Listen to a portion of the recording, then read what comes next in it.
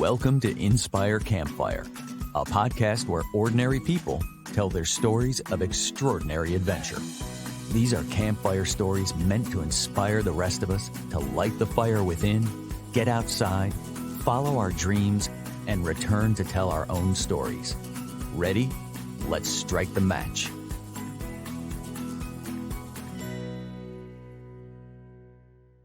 Welcome to the show. I am your host, Scott Wurzbacher, and today we're going to talk about what it means to become a digital nomad.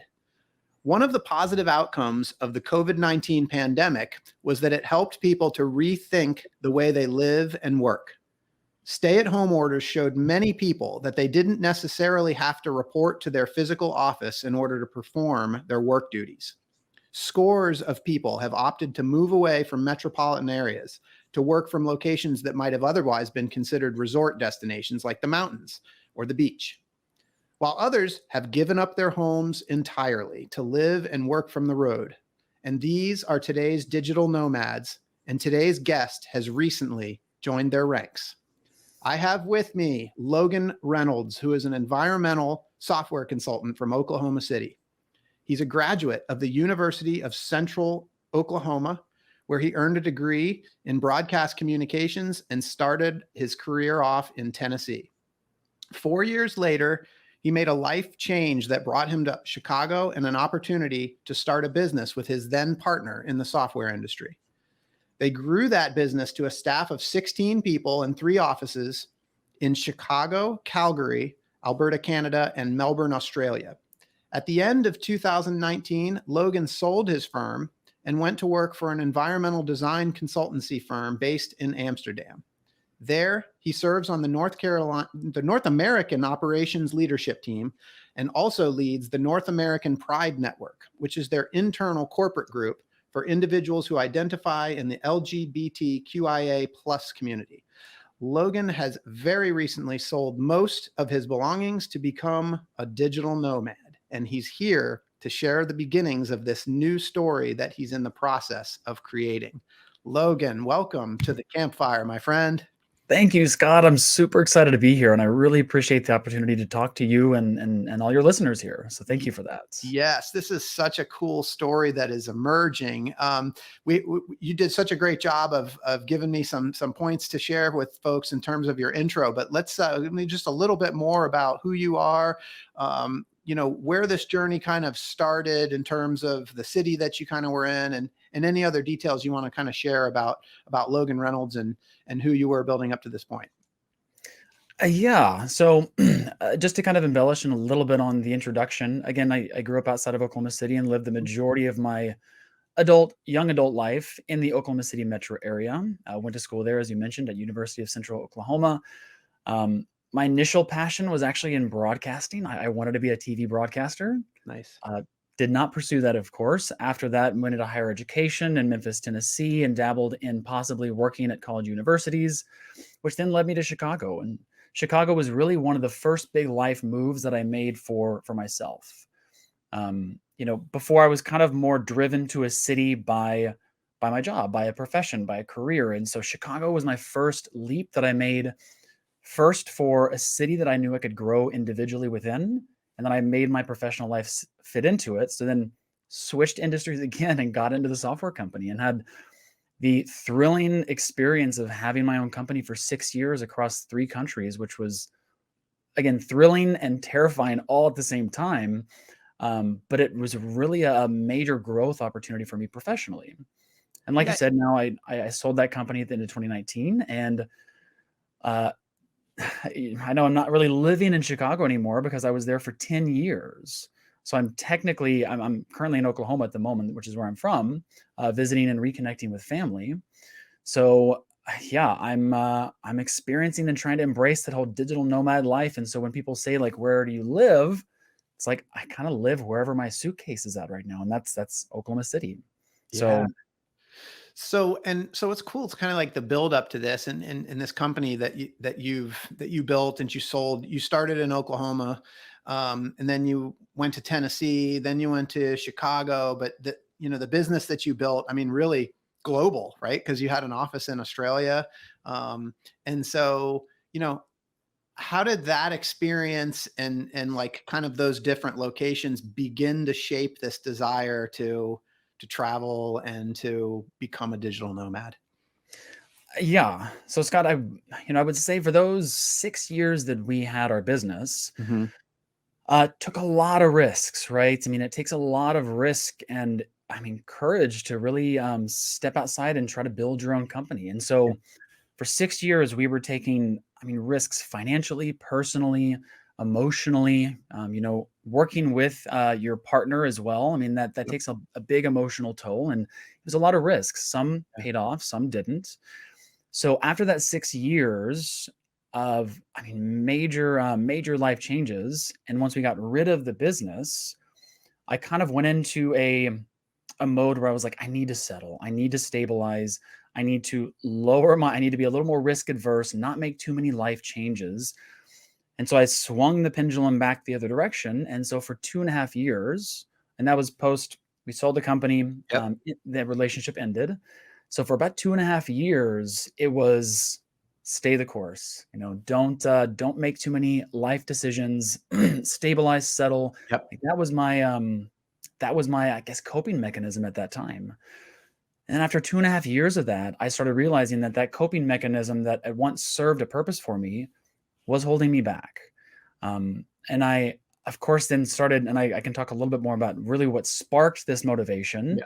But I did start realizing that I need to take more risks in life. I need to step outside my comfort zone because that's really where, the really hard growth happens. Yeah, I want to dive into that a little bit more, and I definitely think we'll get to that. Like this need to take more risk, because I mean, I think there is when you're, you know, when you're growing a small business, you grew a small business into a big business, and got to a point where you kind of needed that stability. I get it. Like it gets very uncertain, and it gets overwhelming, and so like it makes sense that you kind of get to that point where you need that stability. But I definitely want to kind of come back to that and talk to that need to create more, to take more risks in your life. But just for folks that maybe haven't heard the term before or aren't familiar with it, let's talk about what it means to be a digital nomad.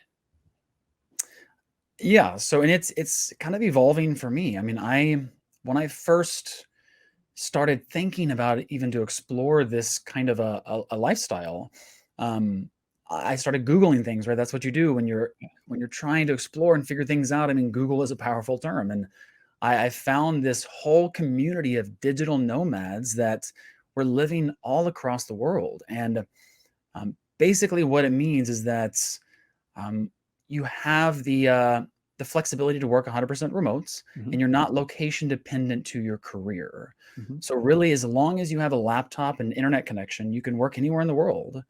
And thankfully, in my current profession in the software industry and IT industry, I have that luxury.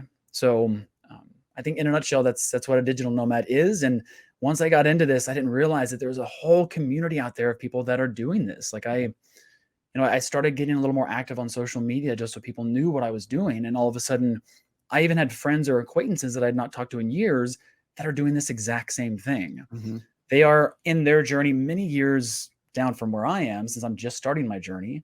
And most of them have gone abroad. They're abroad for 6 to 8 months, then they come back to the States. And so it's been really interesting getting opened up to that community. Well, and this is one of the reasons why I'm so excited to have this conversation with you today, because you are kind of early in it. And so it's fun to kind of talk about like the beginning stages is really about becoming a digital nomad and really getting to know kind of like what you're most excited about, and dig into some of the fears and things, and some of your plans and what's ahead. But the thing about it is that like, especially with COVID-19, so many people now work from home. I mean, so many people have this ability, right? They can work from anywhere, but they don't choose to go become a digital nomad. They stay and work from home, and because they do like that stability. So I'm just curious for you, like, just because you can have that opportunity doesn't mean you have to. So what sparked it for you? Yeah. That's a great question. So really this whole motivation kind of sparked not too long ago, back in November. Mhm. So I had, well, before that, I was, prior to COVID, I was going into the office, Monday through Friday, downtown Chicago.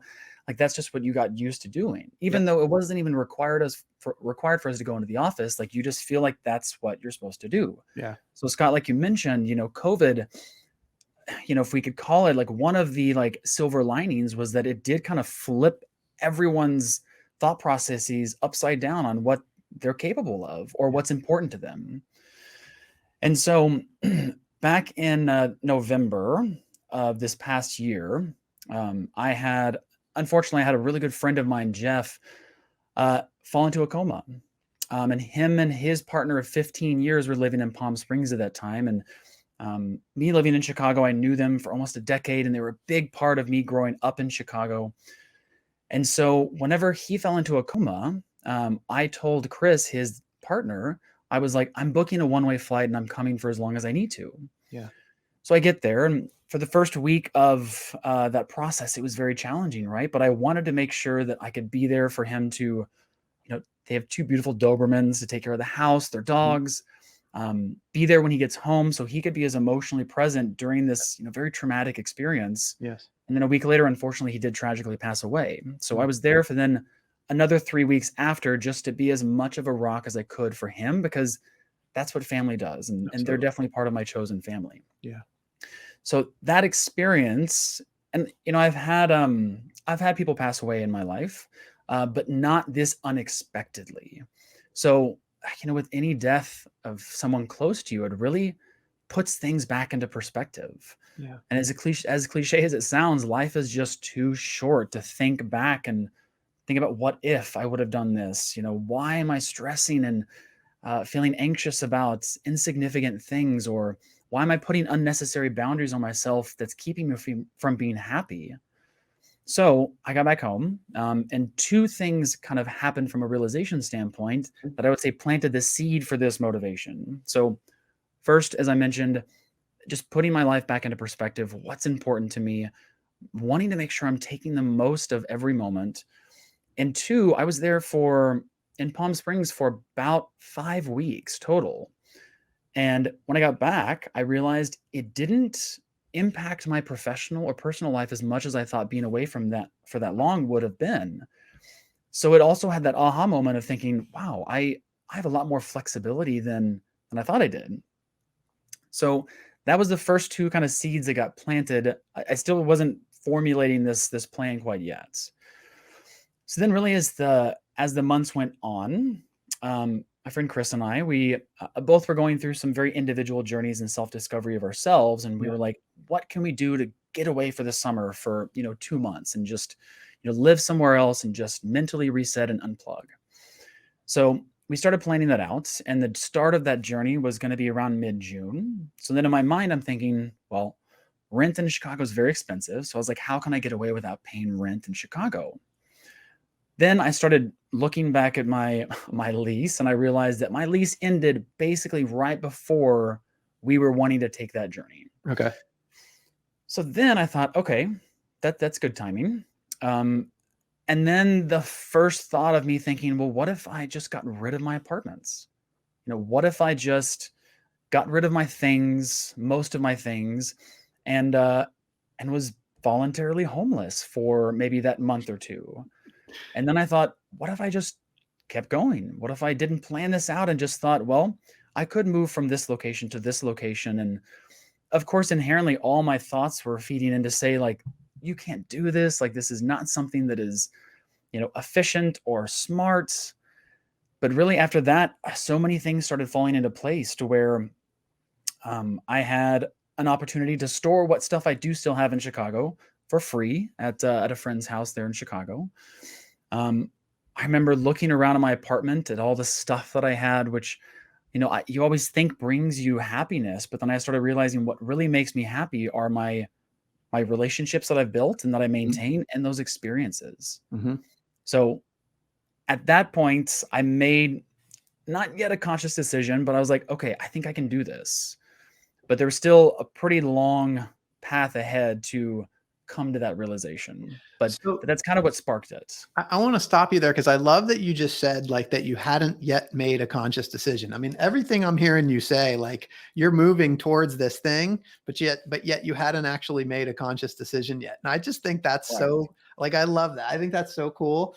A couple other things that I picked up on as you were talking is like you were talking about like you went to the office because that's what you were supposed to do, right? And we have so many things in our lives that are supposed tos, and it's almost like, you know, COVID-19 did kind of give us the checkup on like these supposed tos. And I'd almost say that like supposed tos are like potentially limiting beliefs. And when we catch ourselves like shoulding on ourselves, as I like to say, like those are great points to go, wait a minute, like, do I have to do it this way?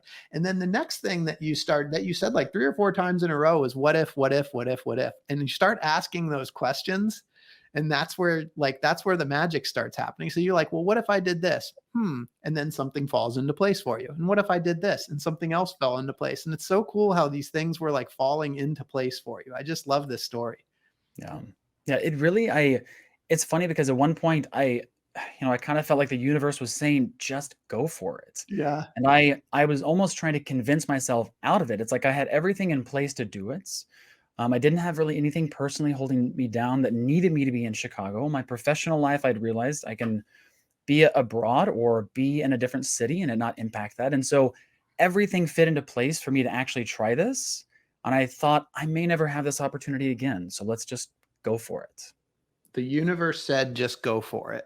And so like, and I mean, I'm almost feeling honestly like an effortlessness. I'm almost feeling like this just all just sort of unfolded for you.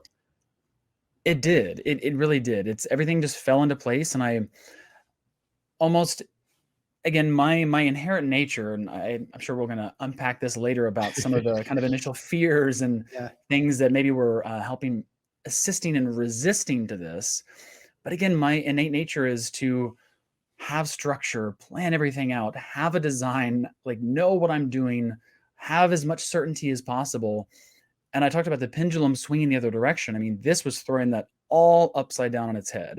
Mm-hmm. So of course there is that inherent fear, but luckily I was able to kind of push past that and make small steps that almost made it to where it was like the point of no return. Like, okay, I'm in this, I'm committed to it, even though I'm a little terrified, I'm going to do it and just see what happens. I love that so much.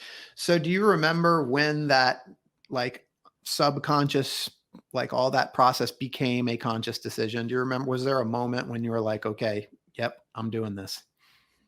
Yeah. So there was, so once all the pieces I mentioned that were starting to fall into place personally, I felt like the only thing that was holding me back then was mentally, right? I was mentally having to push past those barriers and controls I put into place that I thought were making me comfortable.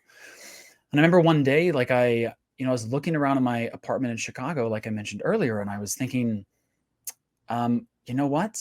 I don't need this. I don't need this stuff. We always think that getting the nicest car and having the nicest apartment and dressing so well and having so many things is what's going to bring you happiness. And it may for a short period of time, but after a while, humans inherently just get bored, right? And you get used to that lifestyle. So I remember looking around in my apartment and just realizing that the stuff is not what makes me happy. Mm-hmm. And then I had this kind of thought again of, I want to invest not in more stuff, but in experiences. And I'd been procrastinating signing my lease off to my place in Chicago for, I would say a good couple months. Because as soon as I did that, it was a point of no return. And that was one of the days I was like, you know what? Just go for it. Like, you know what you want to get out of this experience. For some reason, you're trying to talk yourself out of it. Like I said, the universe is saying, just go for it. And the next day I signed the lease off in my place and I was off to the races. At that point, I knew it was happening. So that was really it for you, is like the physical signing of that release on your lease was basically like what sealed the deal. Yes, it was like I said, it took me, I would say, a good 2 months to like finally send that email and finally sign that document, because that was the last mental block that I had. But when I did, it was really showing me that, okay, I'm doing this. Yeah. Whether I'm ready or not, I'm doing this. Yeah. All right. So like, again, you kind of talk about the universe just sort of like, like, it's like, here you go, here it is. This is right here for you. But then you said you had these mental blocks. So it was almost like universe is handing this to you, but you had this mental resistance. And I'm just curious if you could share like what some of those mental blocks were, or what was some of the resistance that you experienced? So it's, I would say that a lot of it is based off of society's way of thinking that you have to live a certain way, right? That, as you grow up as an adult, there's, these kind of norms or standards that are kind of imposed on you, right? That is supposed to be the traditional path for anyone, a young professional, man, woman, it doesn't really matter. There's so many societal pressures to act a certain way, live a certain way, be a certain way. And also I think, again, living in a capitalist country, you unfortunately put a lot of your worth into your job, how much money you make, then how much stuff you have, the car you drive. And so of course, all of those kind of societal pressures were weighing very heavy on me, right? Because the idea of, I joke, I tell people I'm voluntarily homeless. I've had a lot of people reach out and say like, are you okay? Like, is everything fine? Like, I didn't realize you were in this bad of times. I'm like, no, this is a voluntary experiment. Yeah. And so those were, I think, some of the initial blocks for me. And again, not taking that many risks over the past 2.5 years, which served a purpose at one point, and realizing that I need to break out of that because it's, whether it works out or not from a risk perspective, like that's to live. Like you get so much growth out of either failing or succeeding. But I feel like inaction and just staying the course is much more detrimental to your overall long-term growth. Yeah. Oh man, I love it. Okay. So the thing about this podcast is we love to explore sort of, I call it the voice that calls us to adventure. And then, the resistance that you experience along the way. And these mental blocks, there's supposed to's, right? There shoulds. And they're like, these are some of the things that you kind of opened your mind to and sort of, pushed past essentially. So I'm just curious, like this voice that calls us to the adventure, is this, how would you kind of relate that to like the universe saying, hey, here you go. It's ready for you. Is that kind of one of the same, like, is that the same thing? Yes, I would say so. I mean, I say the universe, it's really yourself, right? Yeah. It's your ego. Your ego can be a very powerful thing, and it can be your biggest motivator and your biggest restriction in life. And I think that I also rely a lot on other mentors, like in my life, whether it's close friends or family members or authors that I, admire a lot. Like, one of my favorite, I'm a big Brene Brown fan. Nice. And Me too. She's my great. favorite, yeah, one of my favorite quotes is she talks about that vulnerability is the birthplace of creativity, innovation, and change. Yeah. And so when you have that courage to really step outside your comfort zone, be vulnerable, whether it's having hard conversations with people or yourself, I think that's where, again, that great change can happen. So for me, I know I say the universe, but it was really just myself kind of talking myself through the whole process. And I journal a lot as well. And it's funny when I'm journaling, I kind of flip from first to third person where kind of talking about my experience. And then I flip to motivating myself about my experience. And I think that's what really helped to kind of get through this is to stay as emotionally present as possible, listen to that voice, be very analytical and be as mindful as possible. So that mindfulness, and I'm big into meditation as well. Cool. That's really helped me tap into that voice that whenever it's saying, don't do it because that's what you used to do. That's when I push forward and think, okay, let me explore this further. There is a lot of wisdom in like the last 30 seconds of what you just talked about between the journaling and the meditation. There's actually some research that I read about recently about talking to yourself in the first person versus the third person and the effects that can have. So that's super cool. And I love hearing that you've actually been able to use that to make some of these decisions for moving forward. So before we dive into sort of your plan for where you're going to go and, what, kind of your plan for this whole experience that you're embarking on now, I do want to also touch on something that you and I have in common, which is sort of this need for structure and planning. And like, I'm all about that. I'm a very analytical person, and I definitely love to have plans in place. And I thrive on certainty. I love the variety and the uncertainty, but I definitely have to have that foundation of certainty. So I'd love to just kind of to hear a little bit about that. And this, you said I need to take more risk. And I guess Mhm. I'm just curious, like, what is fueling that need? Is there a voice inside that's fueling that as well? This need to take more risk. Uh, yes, because after spending so many years of not taking risks, I started um, I started feeling just stagnant. I felt like I wasn't growing. I felt like I wasn't moving forward. I felt like I wasn't learning a lot of new skills or new ways to live or life. I really did realize that, again, it served its purpose, but then I knew that I needed a change. And I will say one great thing that's out of this whole experience, even prior to this, back in 2020, and it was rough for everybody. I had a very challenging 2019, back that up to 2020. 2021 is also where I found therapy. And therapy was, I'd never done it before. And for some reason, there's like therapy in your mind, it seems so taboo and like you're accepting that something's wrong with you, but that's not the case. Like, you know, you go do yoga, or you go to the gym to make you physically healthy. Like, why wouldn't you go to a therapist to make you mentally healthy?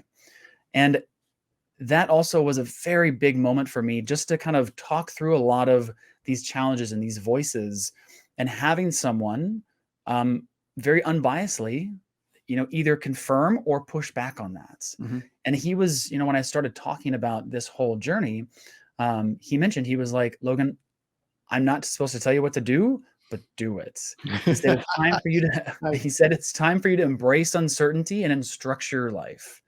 And I was like, okay, I in my mind, I had already known that, but hearing that from someone else, I was like, okay, let's go for it. So that was a big component for me as well. That was a big motivator for this. Yeah, and the therapy piece, I think that's great. I think, and it comes back to pushing past the shoulds. You mentioned a taboo, like you mentioned therapy itself being a taboo, and so just like by virtue of working with a therapist, just by doing that, you're pushing past that taboo, Yeah. right? And there's growth in that. And I thought it was kind of cool, like when I asked the question, like, why did you feel like you needed to take more risk? It came back to growth. And I don't know, like this might even be like a topic for a whole nother podcast, but you're so dialed in and you've got a lot of wisdom here. And I'm just curious, like, growth, like what's the motivation behind like a desire to grow? So challenging my status quo, like challenging what I thought I needed, challenging what I thought made me happy, um, challenging what I thought was possible, right?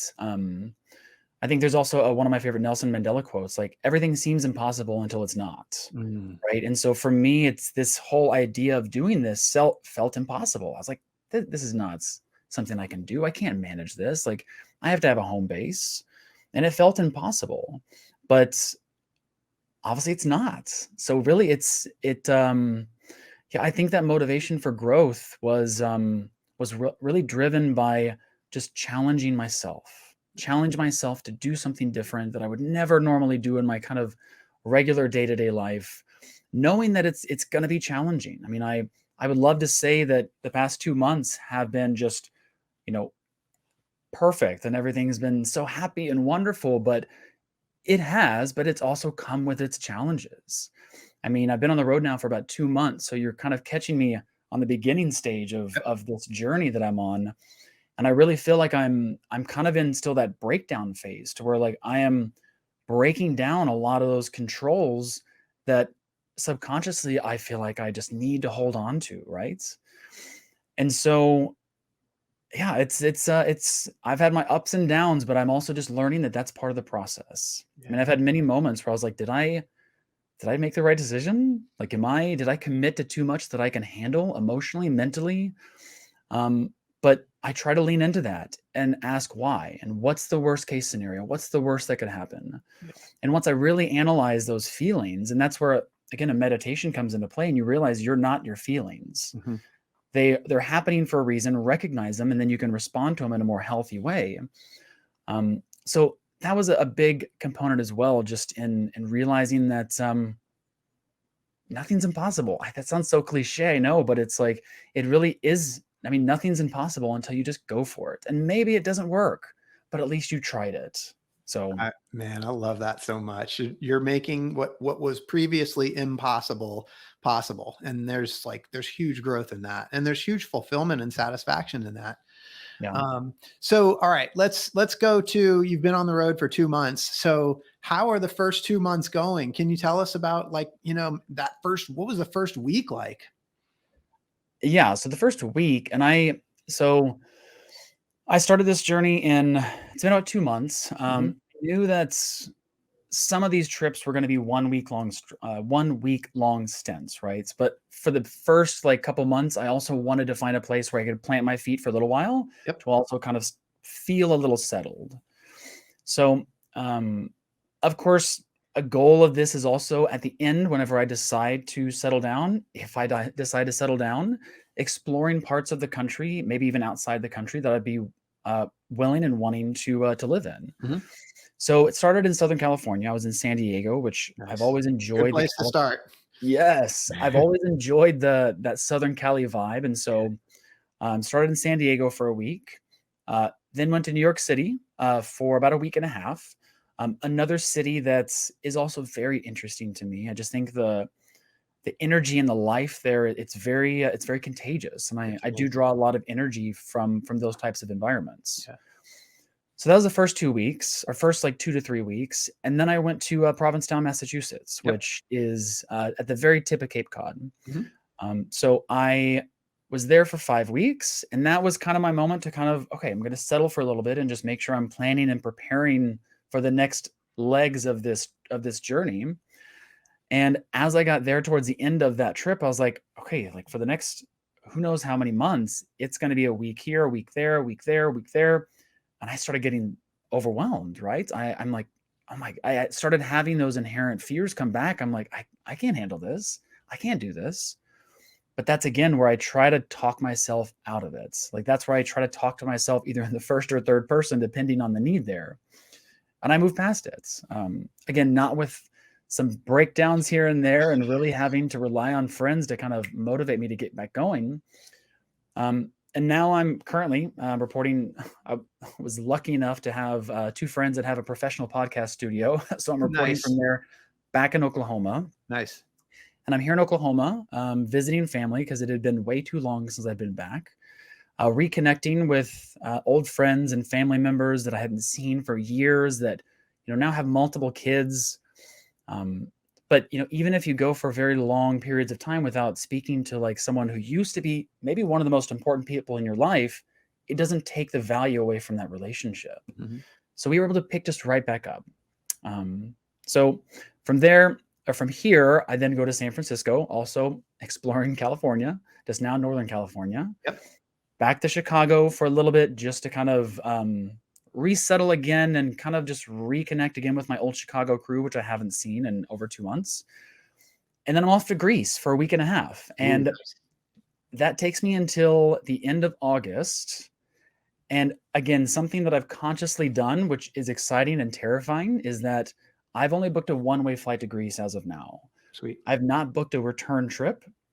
Um, and I'm trying to be open to inspiration driving me. That's maybe I want to rent a camper van and drive throughout Eastern Europe, or maybe I want to take a stop into like Amsterdam, where my company is based out of, or do a solo trip somewhere. Because that part of this journey, I do want to make sure that I have a solo adventure where it's me and only me, and I embrace being alone Mhm. and find a way to enjoy that. Yeah. So then that gets us into September, and I've left that open by design. There's I, a couple of I love things that. that I'm exploring, but I again, I didn't want to plan it out so far in the future. Like I said, I want to let inspiration take me. Um, but I've got a few other options I'm exploring for September and beyond. So That's awesome. I think I do want to kind of hear a little bit about what's on your like wish list, but I'm curious in terms of the planning. It sounds like, well, P-Town was 5 weeks, but it sounds like you're kind of doing like a shorter periods of time. Like you're not going places for months at a time. It's like week here, a week there. Do you think that's kind of how this whole thing is going to play out? Do you think you'll start staying in places for longer periods of time? I've learned that I need to, I would say, mix that up, right? Yeah. I think that the next few weeks are going to be, quick trips. Hmm. But, one of the things I'm exploring in September is that once I dove into this digital nomad community, I realized that there are also a lot of companies out there, travel companies that plan long-term trips for digital nomads, and a lot of times in a foreign country, but a lot of times in a similar time zone as the US. So I'm exploring a few of those to where, you know, realizing that I could have a company plan the majority of the trip, housing, everything, and I could live, in Peru for the entire month of September. And the crazy part is that it would be cheaper to do that than the rent I was paying in Chicago. So that also kind of flips my mind to think like financially, it almost makes sense too. Yeah, So and I wanted to hit that point too, because it's something that you and I talked about on the very first call that we had when we were first getting to know each other. But like the financial piece, I mean, people could listen to this podcast and just go, oh, he sold his business and he's got all this money, he can do all this stuff. But like you shared with me that, a lot of what you're doing is inside the budget of what you would have been paying for rent in Chicago. So can you talk a little bit about like the financial management piece of all of this? I think it's more doable than people think. right. And that was another mental block for me, right? Because you do think financially, if you're traveling so much and it seems again impossible. It doesn't seem like a smart decision. So I really started looking at, my expenses to live in Chicago, which, Chicago is not an inexpensive place by any Right. means. So the rent I was paying, the things that I was doing, going out to eat, still doing some travel from Chicago here and there. And then when I realized I could drop that monthly expense in Chicago and put that towards these experiences, and know too that I do feel very lucky that I've got a good community of friends in Mhm. many different parts of the country that have already told me that if I need a home base for a week or two just to resettle, I have that as an option. I've taken advantage of staying with friends, so a lot of even my living situations. I'm not investing a lot of money in those living situations, and so then that money I was paying for in Chicago, I can put that towards future expenses or future adventures that I know I am going to be paying for. So, it's a lot more realistic than I thought it was going to be. And to be honest, as I started mapping out even these first 2 months, I actually broke a little under even from what it would have been if I was staying in Chicago. That's amazing. That is so cool. All right. And so also like accommodations, like the kinds of places that you're choosing to stay in, and then also how you're balancing, like you have a job, like where do you go to do your work? Like how are you managing all of that? Yeah, which has also come with its challenges, right? And Mhm. I'm very lucky to work for a company that gives this flexibility. Mhm. I remember whenever I was contemplating this, I messaged my boss. It was, you know, early this year, well before I was still like committed to doing this. And I told my boss, I said, "Hey, I just want to let you know that for the majority of the summer, at that time I was just thinking 3 months. Now I'm thinking indefinitely until I feel Yeah. like I'm ready to settle." But I said, I just want to let you know I'm gonna not be residing in Chicago for the large portion of the summer and possibly for the remainder of the year. And he responded back with, "Logan, I want you to live where it makes you the happiest." And right there, I was like, that's another reason why I stay with this company. Mhm. Because I'm a firm believer that people don't leave companies, they leave bosses. And a boss can really make or break your entire experience. So, do I love everything about my job? No, but no job is perfect. Yep. But that was one of those moments that I thought, okay, I can do this. Yeah. Or I thought, like, okay, I've got the support from my professional side because I am working full time. Like, this Yep. is not some people think that, how are you taking off like for 3, 5, 6, 7 months? I'm Yep. like, I'm not. I'm Yep. working still full time. And I did a lot of trial runs when I was living in Chicago, getting familiar with working in untraditional spaces. Hmm. I've got to engage with customers. So like working in coffee shops is always not conducive with Right. background noise.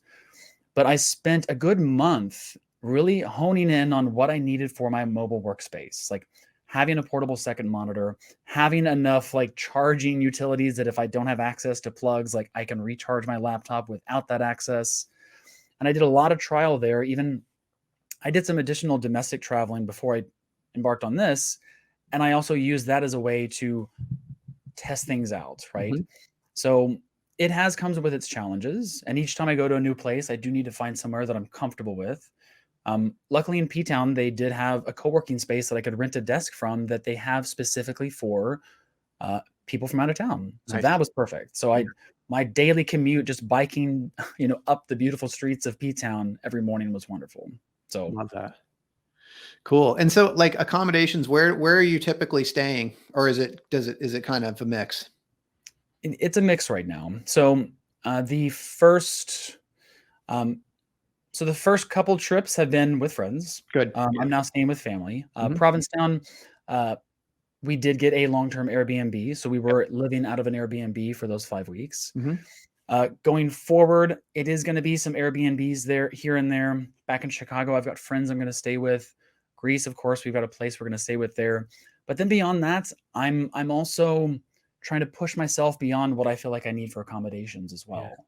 The things that I feel like I need to, I can feel comfortable. Yeah. So exploring, living out of a couple hostels here and there, or exploring some of those, maybe what I would consider initially like accommodations that I would struggle in.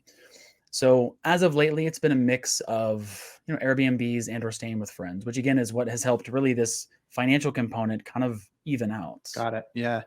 So like looking forward, what are you kind of most excited about and what gives you the most angst? We'll start with the most angst first. Okay. Let's start with that first. I think it's, as I mentioned, since you've caught me on the beginning of this trip, which Right. I think at the end of this, I'm going to have a much different perspective.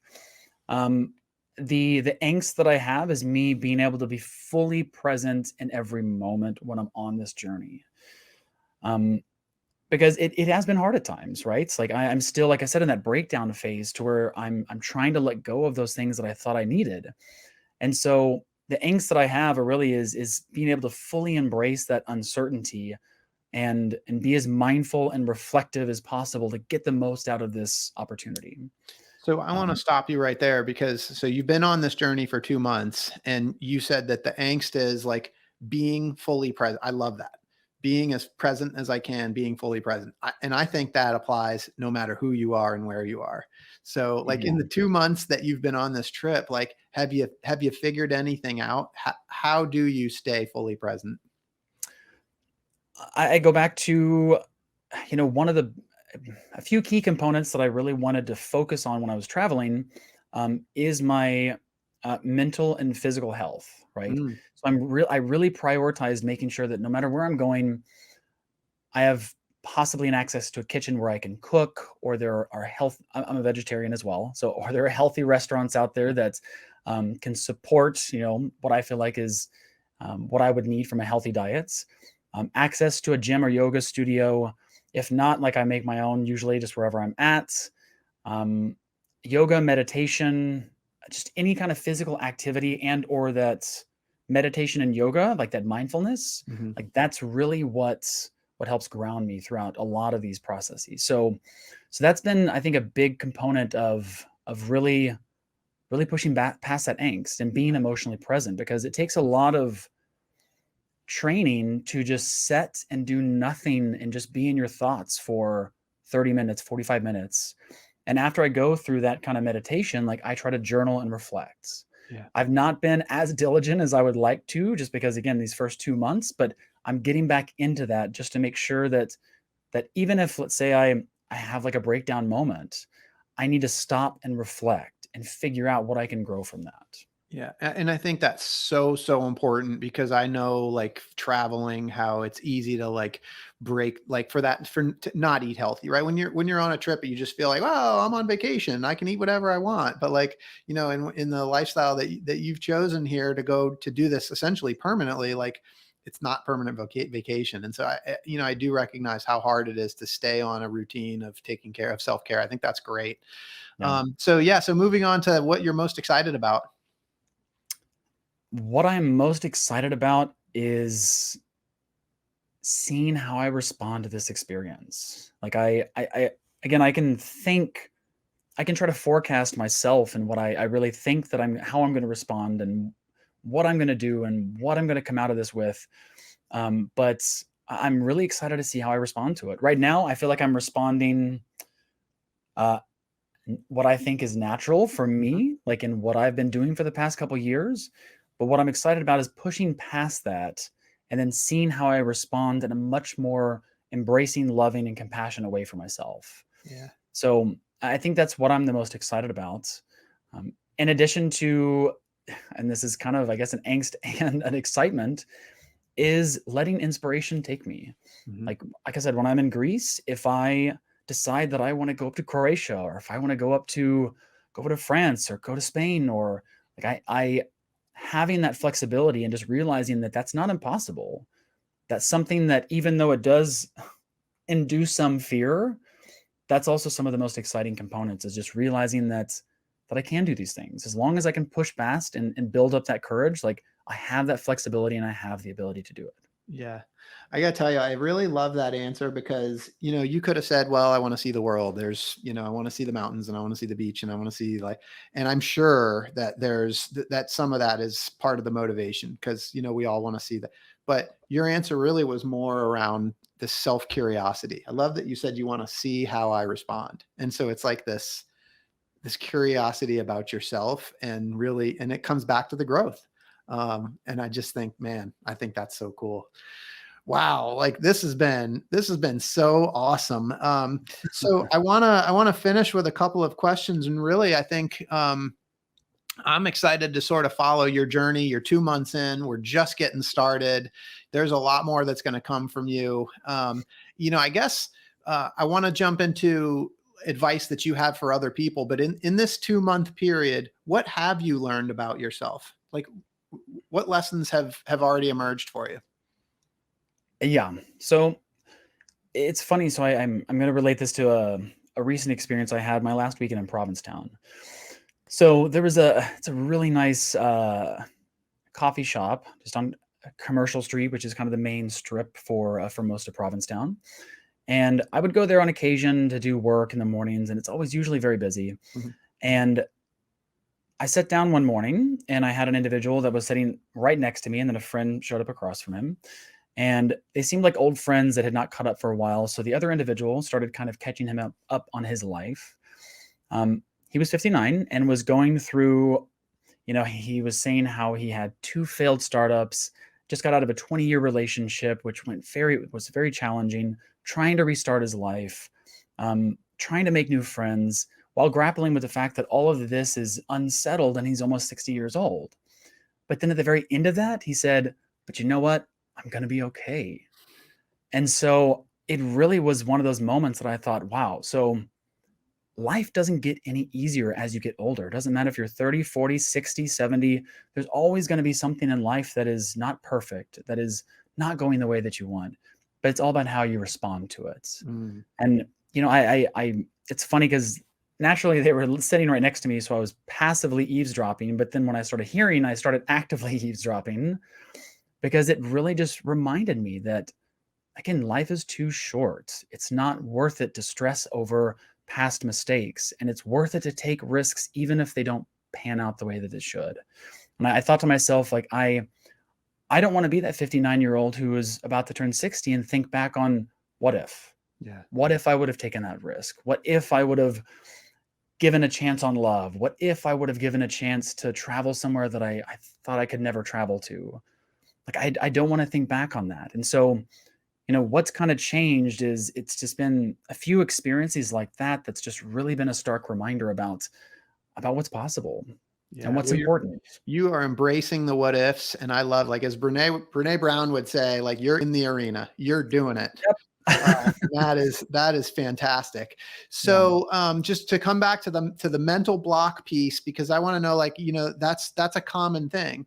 And so for people that are listening that, have felt that call to adventure, have felt that call to do something, maybe not to sell everything and to become a digital nomad, but, want to go embark on some kind of journey, and they've asked these what if questions, but they're experiencing those mental blocks. What advice do you have? Uh, kind of what I was going through in my mental gymnastics while I was listening to the individual at the coffee shop. It's once you start feeling uncomfortable, lean into it and explore it. Mm. And again, ask yourself, what's the worst that could happen? What's the worst case scenario? I mean, that was what my therapist kept telling me when I was almost trying to convince myself not to do this. He said, Logan, what's the worst case scenario? And I started thinking through it, and I was like, okay, well, it's actually not that bad, and everything is temporary. So also realizing that, taking that risk doesn't mean that it's permanent. Mm-hmm. Like in this, I told myself, I was like, I could get on the road and a month later say, nope, not for me, and move back to Chicago. Right. But also that safety net, I was like, okay, well, that's worst case scenario. Best case scenario is I love this. I continue traveling for as long as I feel like I'm getting something out of it, and I come out more resilient than ever. So I would say once you're faced with some of those uncomfortable thoughts or things that you feel like are impossible, pause and really reflect on that. Because that's where I really think you're going to uncover your true capabilities and what you're really possible of. Great advice. I love this. I love this journey that you're on. When you're going to travel, you're going to go to Greece. You got a lot ahead of you, Logan. And, there's going to be people following this story. And someday Hollywood is going to make a movie about this story. And I want to know, when they do, who's going to be the actor that plays you in this movie? Good question. So it's funny because I feel like when I think about, I feel like when it comes to like actors or celebrities, you have some of these like parasocial relationships, right? Where it's like you feel like you're connected to them, but they don't even know you exist. Yeah. And for some reason, I feel like I've always kind of had that with Hugh Jackman. Nice. Love it. So I think that's where I would lean towards, because he's also famously played a character named Logan for the past decade. He has. And growing up as a kid, I was a huge X-Men fan. Awesome. And so I remember going to like one of those, conferences, and I got a picture with Wolverine, and he was like, "Oh, my name's Logan too." And then it's like, I was sold. That's and then amazing. Whenever Hugh Jackman stepped in, I was like, okay, He's perfect. That was a good one. I love it. So what's your movie going to be called? The movie. So it's funny, as I'm going through this journey, I've been kind of just in a funny way telling people it's kind of my, eat, pray, love moments, right? Mm-hmm. And oddly enough, like I was just listening to one of the podcasts by Elizabeth Gilbert, who actually wrote Eat, Pray, Love. Right. And I know Julia Roberts, and I don't envision this like ending at, a temple in India with a shaman, but who knows? So can't take that title, but I think it's very applicable. So I think for me, like the culmination of what this is I would say the title could be An Unexpected Journey, Embracing Uncertainty and Living Without Boundaries. Oh man. Starring Hugh Jackman. I love it. Logan, this has been incredible.